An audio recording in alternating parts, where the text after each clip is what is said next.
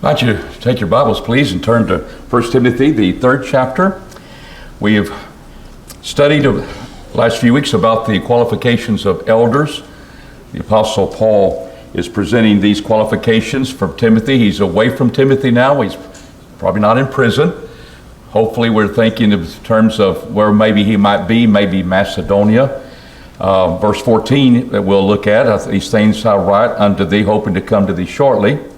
But if I tarry long, that thou mayest know how men ought to behave themselves in the house of God.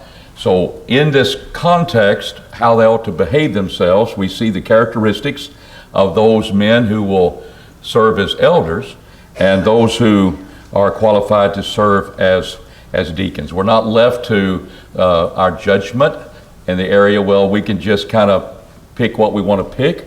We can't pick and choose these. These have to be qualities that are seen, and what we've been emphasizing is that they're to be seen in Christians. There may be domestic differences between a Christian and elder and a deacon. You don't have to be married. You don't have to have children. But the other qualifications are things that we as Christians ought to strive for, and then it's being noticed in the congregation before men are considered to serve in those official capacities that we look at as elders and deacons. This morning we look at the word deacon at the beginning, and we ask what does the word deacon mean? It means a servant, and that's not saying, well, what kind of servant? It's different from a bond servant or a slave. There are two different words, but the idea more of a service. We would say he's a minister. He's ministering to them, or she is ministering to them. But in this context, we see the word deacon is a masculine term, and we see it in the terms of being a husband, and that's why we're looking at it from that standpoint here. But the word denotes the idea of service, that we want to serve other people. So what Paul does, and he recognizes himself as a bondservant, what Paul does is set forth that we are a bondservant to Christ, and really we're a bondservant to one another. We're members one of another, and we're to put them in honor more than ourselves. And that bondservant concept is there, but then we serve. And we'll notice you can serve in different ways. In 1 Timothy, the 4th chapter, we'll be looking at this. And notice, if thou put thy brethren in mind of these things, Timothy, thou shalt be a good minister. You'll be a good deacon. Oh, no, he's not helping the poor and all this sort of thing. No, he's a minister. How is he ministering? He's presenting the things that they need to know. They need to be reminded about. You're a minister of Christ, nourished in the words of the faith and of the good doctrine which thou hast followed even until now. So he's supposed to fill his job in serving. I think it's this sense that we find in Romans 16 that Phoebe, a female, a woman, is a servant, and it is the feminine side of deacon. And it doesn't necessarily mean that there was an official organization of a group of women serving as deaconesses along with deacons. And we'll come to that in a few moments when we see why people would think that. But Phoebe is an example. And how is she serving the church? Various capacities that a woman would fit that particular place. And Paul said she was a helper unto him.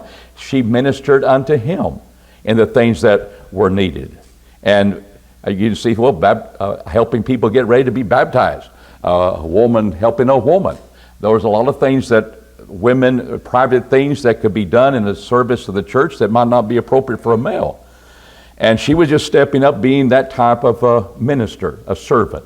Not in any such official capacity. We're studying as the office and serving and leading people in these official capacities.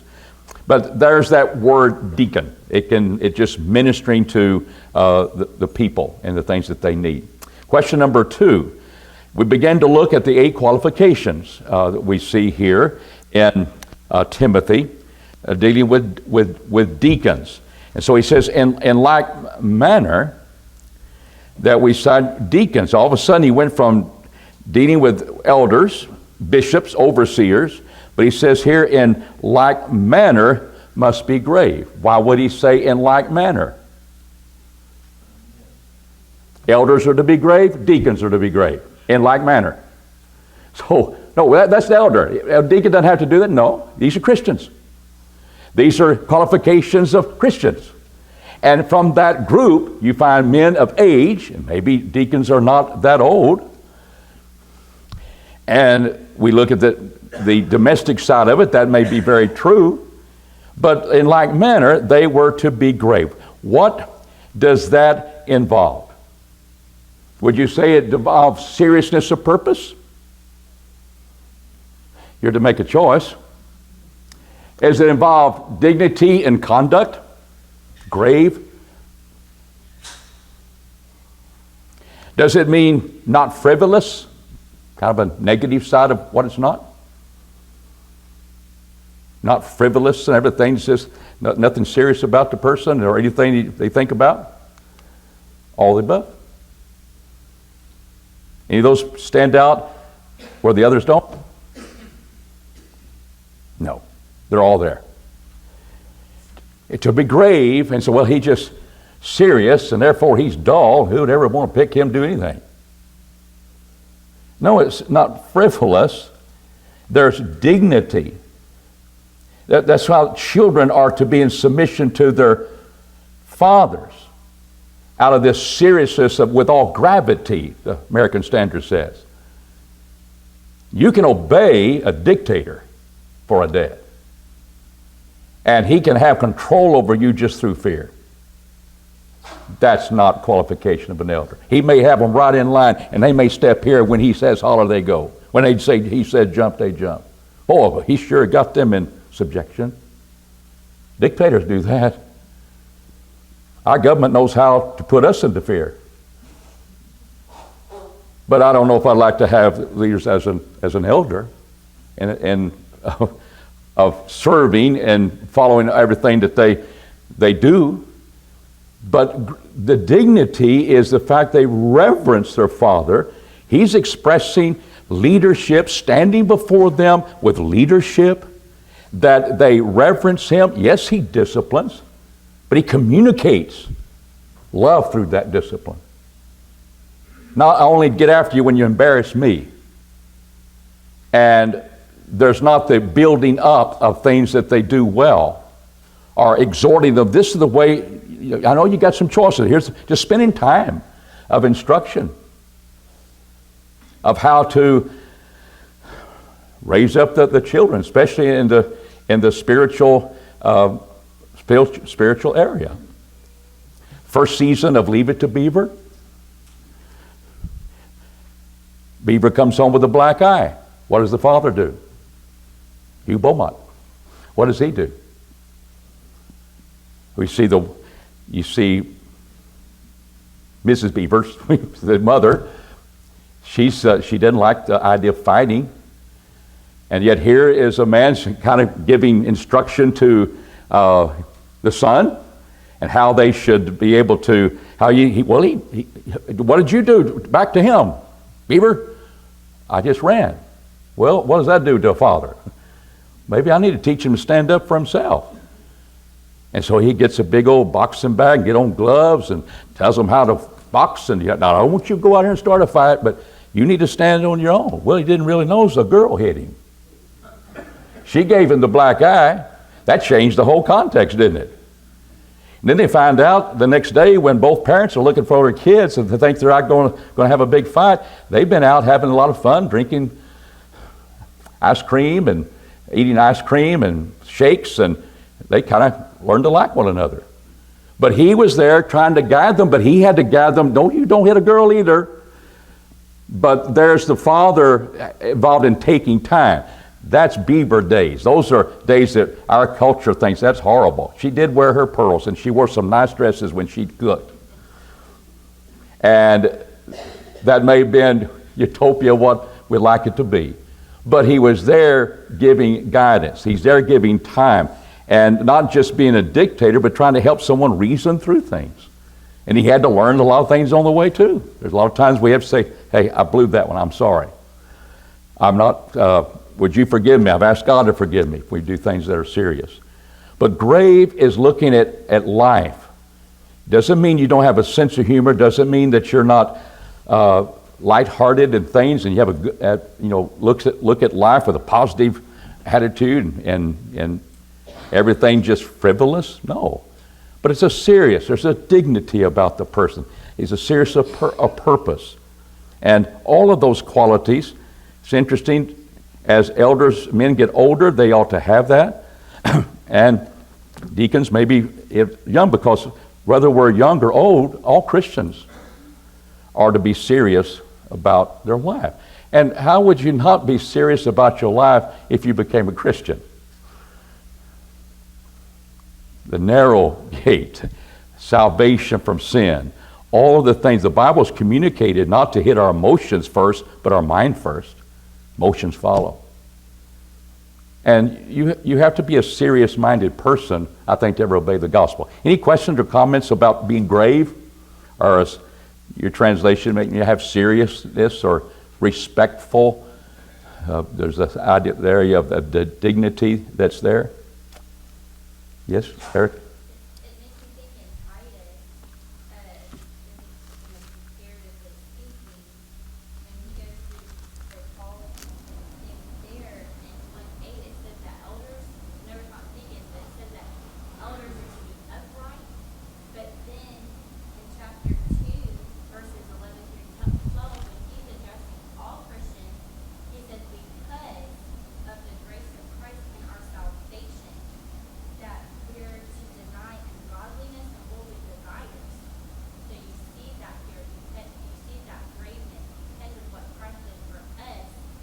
Even, it doesn't matter if you're elder, deacon, who you are, we are required to have that same character and that same attitude. That's being serious-minded, isn't it, about things? and I think that leads to what world calls dignified life, too. That it all is seen there. That's a good point. All right, question number 3. We asked to describe the work of deacons. Now, we know as a church, and idea of being a servant, that especially demands one not to be double-tongued, and number 2, as old versions say, the greedy of filthy lucre. And we've talked about that. Let's look at, first of all, before we ever see the word deacon, we see the work in the church that deacons would feel in Acts the 6th chapter. There were widows not being taken care of. They were Hellenistic, Grecian widows. And the Jewish widows, they're being taken care of, but not the Greeks. And so there became a problem. The apostles didn't leave their post of praying and preaching the gospel to serve tables. That's serve tables, making sure they had their daily provisions that they needed for their necessities. So he chose these men. They all have Grecian names. They had that Hellenistic background. That was probably wise. They're going to take care of their own, and they will see to them, and they would take care of this business. There was the type of service. Now, in your dealing with widows that are in need, they have no one else, and doing that type of work, helping for the physical necessities that comes up with members of the church that deacons can look at, that's what this official role would step in to do as elders are overseeing the souls of people. So, first of all, what does double tongue? What does that mean? Don't say deceptive yet, but that could be deceptive. But being a double tongue person, what's that?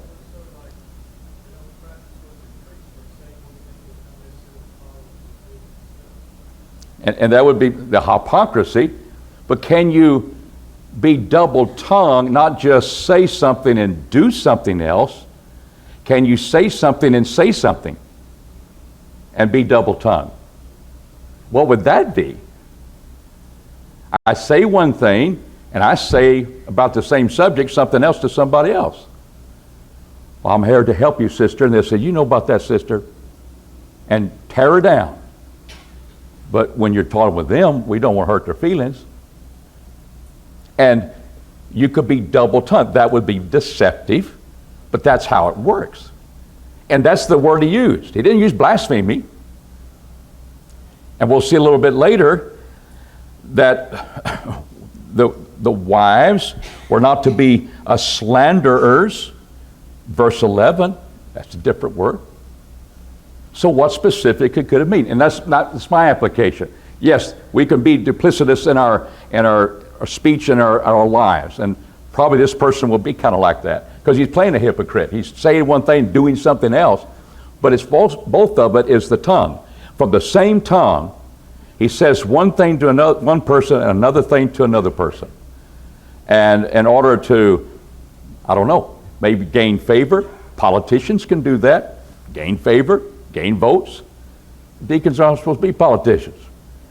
Christians aren't supposed to be trying to get favor. We're trying to serve the Lord. So there's that area that could take place, and you might promise something to the person and then tell the elders, oh, I don't think we can do that. We'll just tell her no. Why? You know, you got your eyes on them. You said they needed help. Why doesn't she need help when you talk to elders? A lot of things like that could happen with people, and you don't want that type of a person serving in a local church. So what is this archaic expression to many of you? Excuse me? Yeah, that's right. And that becomes deceptive, doesn't it? In application. That's true. All right, greedy and filthy lucre. Archaic to most of you. But it's a little bit different than just being covetous. It's a little bit different than being a lover of money. And we usually look at it that way. I think money is involved. But what is it about money? Greedy of filthy lucre. David?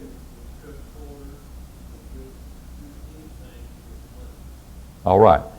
Even something that's deceptive. Even something that's not good. Money is the bottom line. I don't care how it affects you. I don't care what we have to go through to get it. The bottom line. And you can see people, I'm a deacon, we're going to be fishing.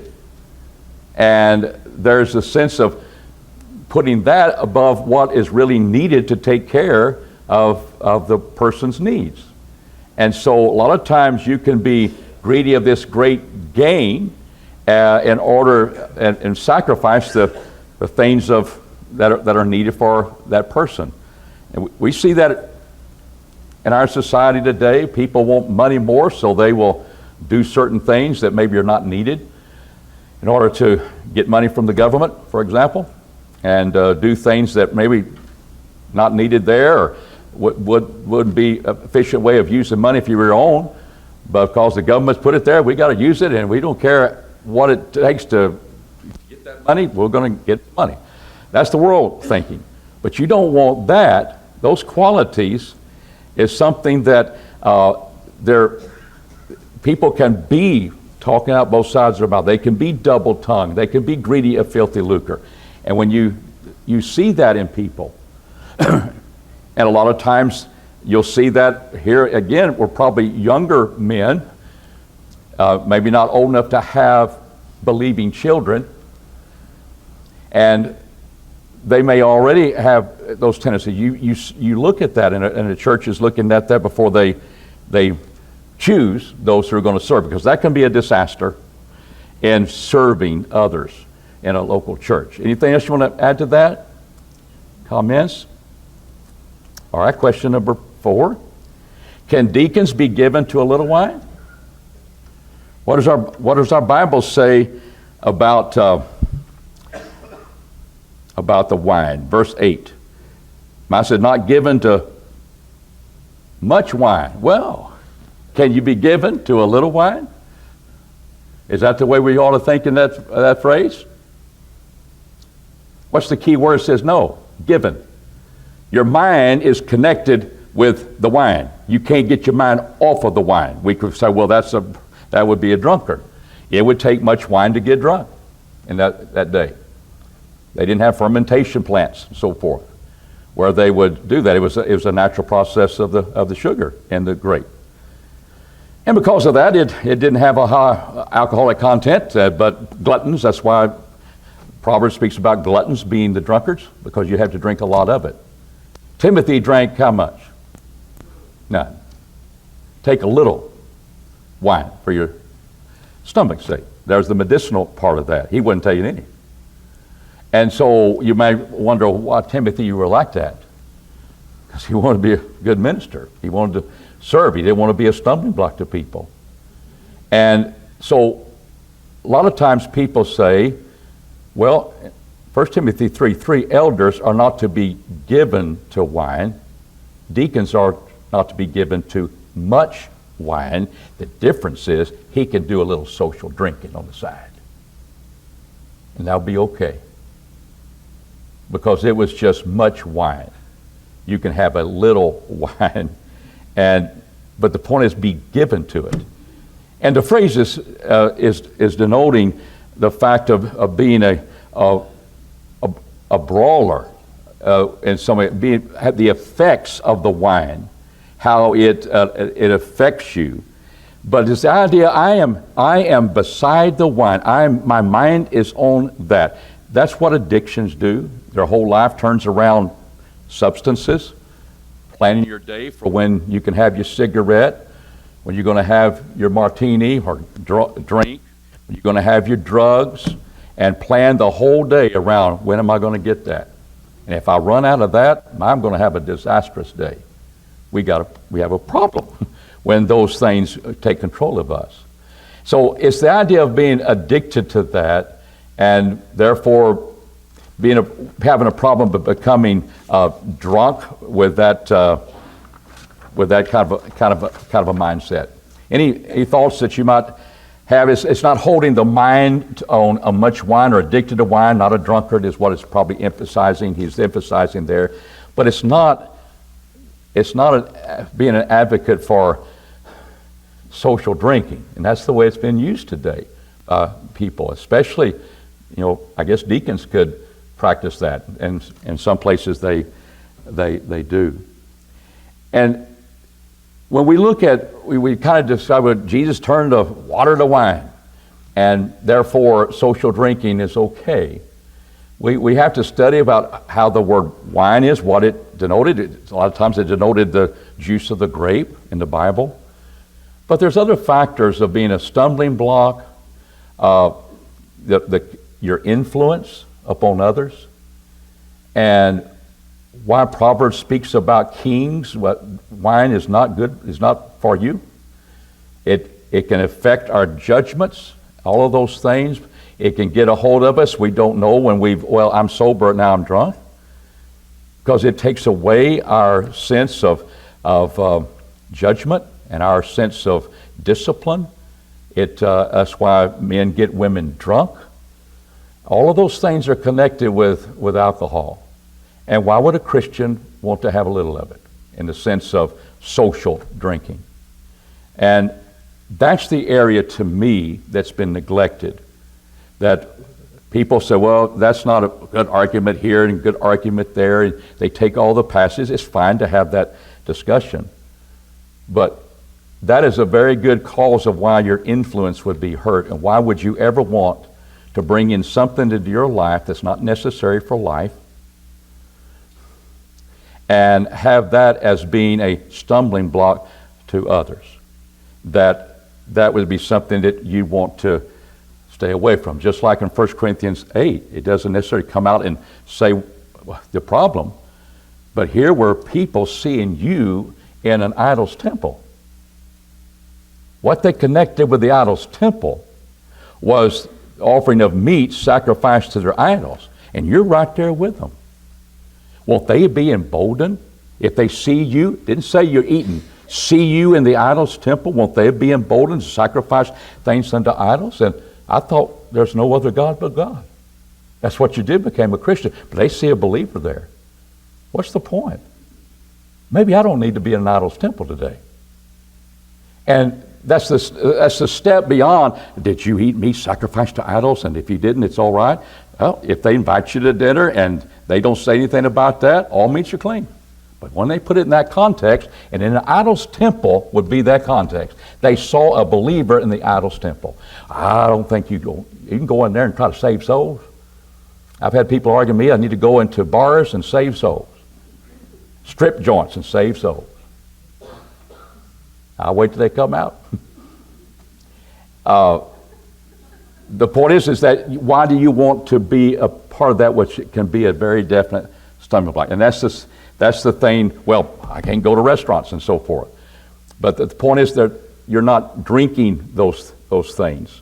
You're buying a service of food and that sort of thing. But there's a sense of the influence upon others are involved in that. There's a difference between Casa Ole and a bar, strip bar somewhere down the line. And I think we make those distinctions. But I don't want to have a picture and put it on Facebook of me having a bottle of wine up there. Well, I didn't drink it, but they did. I don't want that part in my life. I don't think you do either. But people don't have a problem with that. And with all of the social media, a lot of Christians' influence are being hurt. Why would we want to have a bad influence? And why it can be that way? So being given is the key word of being addicted to, mindset on that, not an idea of little or much. What two things must a deacon know? And this is just something to think about. Is that I know number one, number two. I know what one of them would be. What's verse 9 say? Holding the mystery of the faith. Now, how do you hold something if you don't know it? How do you hold something that is of the faith? And why would it be called the mystery of the faith if it was something that, well, I can't understand it, I can't hold to that? But he says you hold to the mystery of the faith. Why is the faith called a mystery here? I think we all understand this. What is the faith a mystery?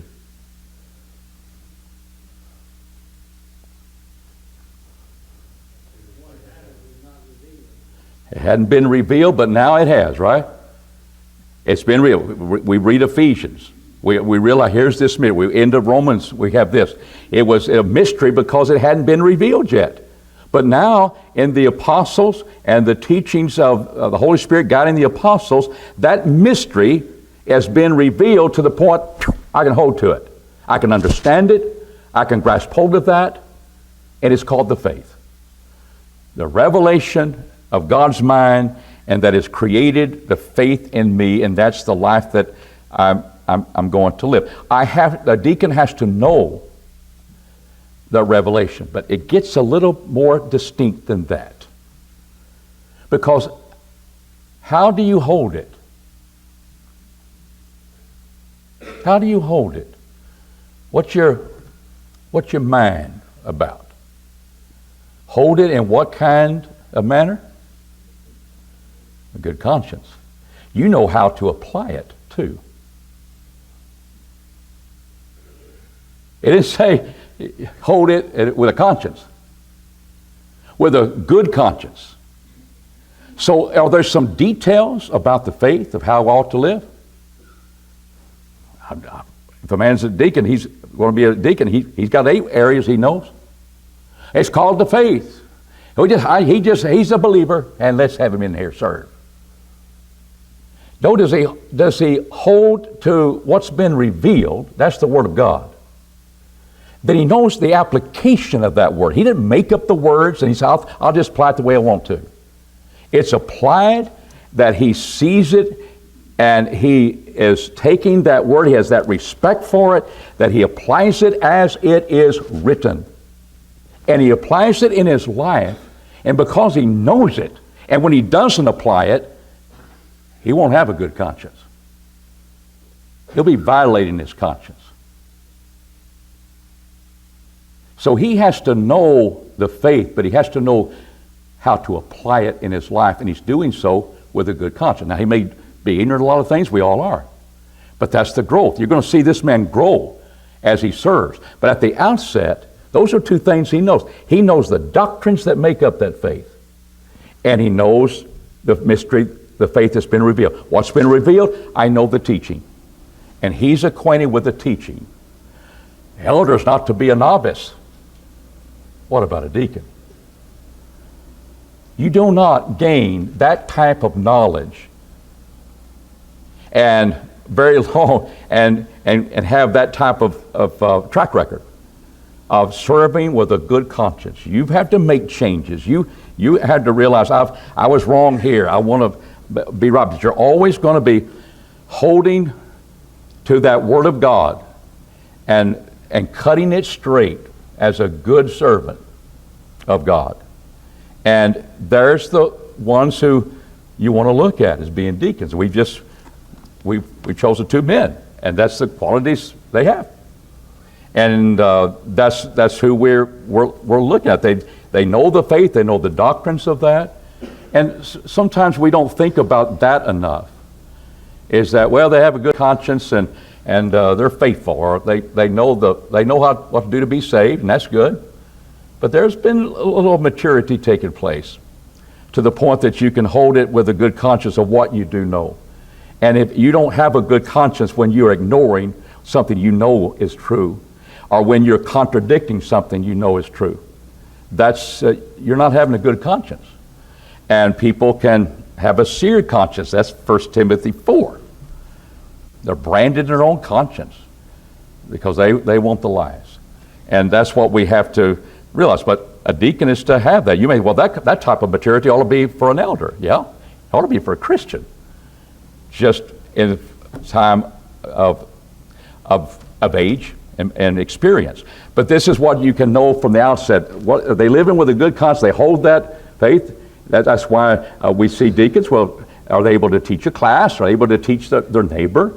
And we've seen those things that involve in teaching the Word of God to other people. Those are qualities that we realize as well. So those are the two things I'm talking about. The application of the Word. They know the doctrine. They know the good doctrine.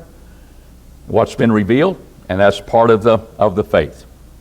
All right. How does one prove himself to be qualified as a deacon in the church? Verse 10 says, and let those also first be proved, and let them serve as deacons.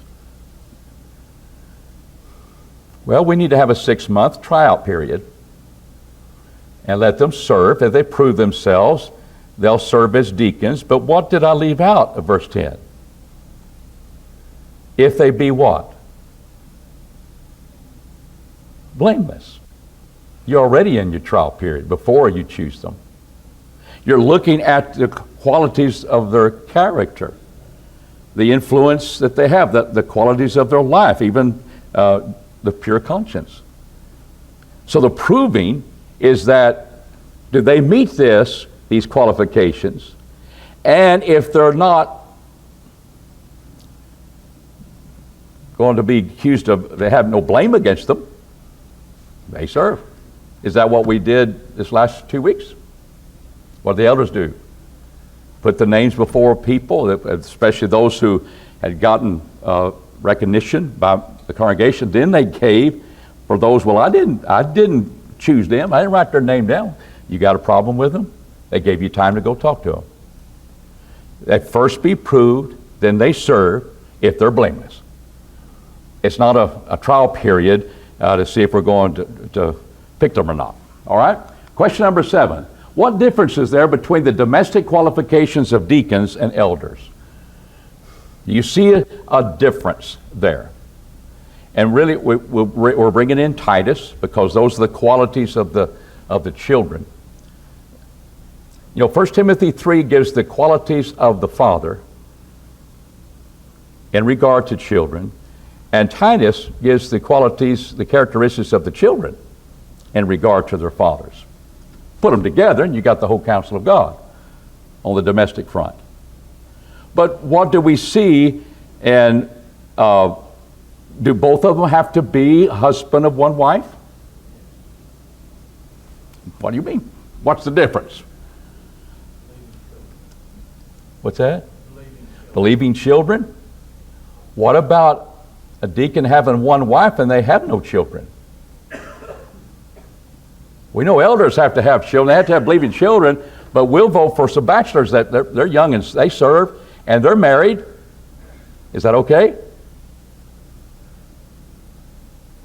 Did you put anybody's name down that's doesn't have children? Well, they may be good people, and I think they are. But what does the Bible say about deacons? Ruling their children and their own house as well. Deacons have to have children, but the difference was, as already been said, is it believing children? Is it believing children? And that's the other issue. We'll deal with that in Titus. But just think about it. Some people think, well, they don't have to be Christians because they just be faithful to their dad. Believing means faithful. And then others, which I believe, you look at the characteristics of Christians. For example, Paul writes to the Ephesians brethren, he writes to the faithful. That's the word believing. That these are Christians. But we'll deal with that discussion later in Titus. But the fact that if they have believing children, then they have to be Christians, and children can be one or more, and that sort of thing. We can deal with those deals. But here the children are mentioned in both of those cases. But the difference is the believing children. But he has to have children. You're looking at how does he stand before his children. They may not be Christians yet, may not be old enough yet, but how is he leading in that regard? Elders are a little bit different. Question number 8. What two results occur when one serves well as a deacon in the church? Verse 13. For they that have served well as deacons gain to themselves what? A good standing. It's interesting that word denotes the idea of degree. They've raised up a step. And so people say, well, raised up a step, next, now he's going to be an elder. No, he's raised up a step in his experience in his life as a Christian, because he's been able to take those qualities that he have and apply them. And what happens, he grows more, and not only in the area of good standing with people that see him, and those qualities are brought out, but they also great boldness in the faith which is in Christ Jesus. There's a boldness that comes when you continue to grow. You're growing because you serve, but you're growing, you have time and application, you gain boldness in your faith. If you serve well as being a deacon. And that becomes very, very important. All right? We don't have a lot of time, but we'll get into this. Women in 1 Timothy 3 and verse 12. In the middle of him speaking about deacons masculine, he says women in like manner must be grave. My Bible says not slanderers, temperate, faithful in all things. So the word women here, I'll just say it outset, is the same word for wives. So we're not trying to inject something because it makes it easier to eliminate women from service. No. The word can go either way from the Greek. And that's why we look in 1 Corinthians 7, women are to keep silence. That word could be the wives of the prophets keep silence in those assemblies. Why would they speak up? That's my husband. I want to know what he says. Talk to him at home. Because they were married to them. Context would indicate that. But here it's just women. Is that the same thing here? So is it women in general? Is it women that does it mean wives of the deacons? Or is it women who serve the church when special needs occur? And you have a group, and some will go to other passages and talk about they were paid by the church because they were using them when they took care of their needs. They're used in them, this special group, and they're your deaconesses. There's the female deaconesses because they're women.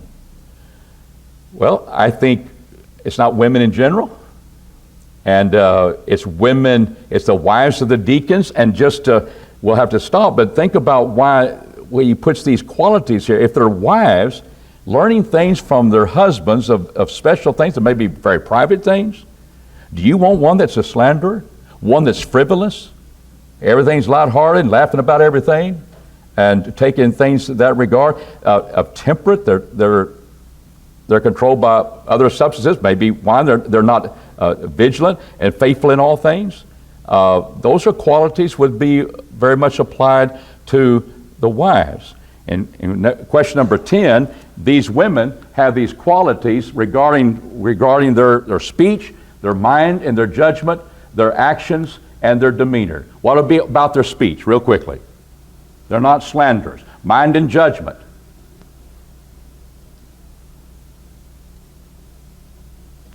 Temperate. And when we speak about their actions, they're faithful in all things. Their demeanor and overall behavior, they're grave, they're dignified. And those are those qualities. And that would be very important to wives of the deacons. Does he have one, or is he a bachelor? Just like elders, they're married. And here's the qualities that in deacons, because of that special service that they're doing, they needed to have these qualities as well. If we need to speak on that more, we will next time, Lord willing. But